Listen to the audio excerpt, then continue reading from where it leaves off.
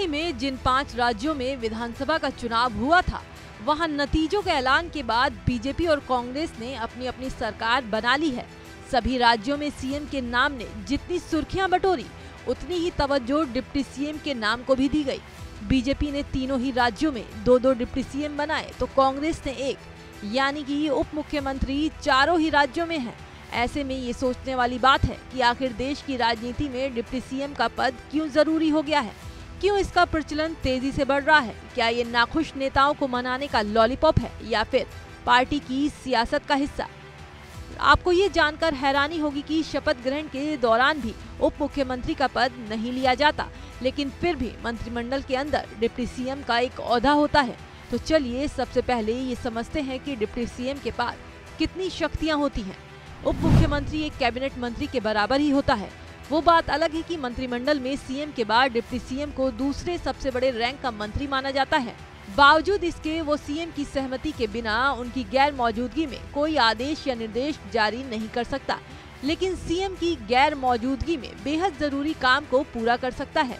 राज्य में सारी शक्तियां सीएम के पास ही होती हैं।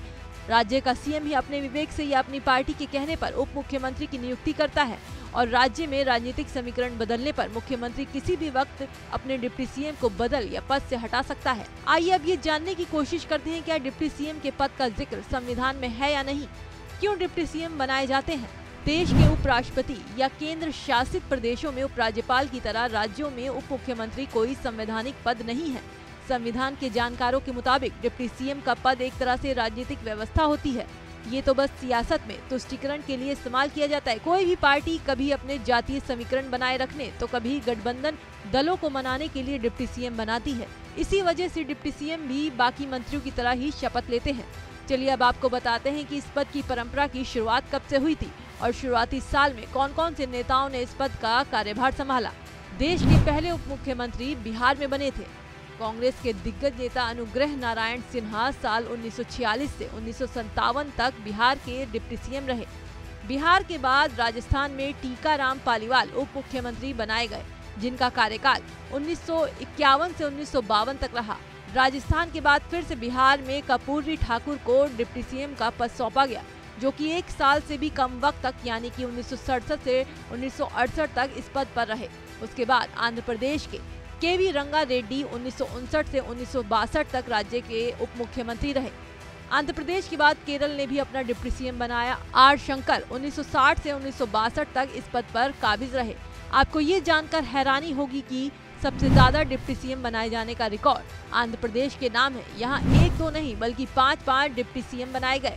वाईएसआर कांग्रेस सुप्रीमो जगन मोहन रेड्डी ने अपनी सरकार में 5 उप मुख्यमंत्री बनाए हैं। चलिए अब जान लेते हैं कि उप मुख्यमंत्री बनाने से राज्य को कितना फायदा होता है। पॉलिटिकल एक्सपर्ट्स के मुताबिक ये एक बस सम्मानजनक पद है।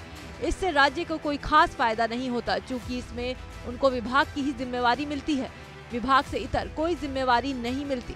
भारत की बात रोहित सिंह सावल के साथ सिर्फ एबीपी न्यूज पर।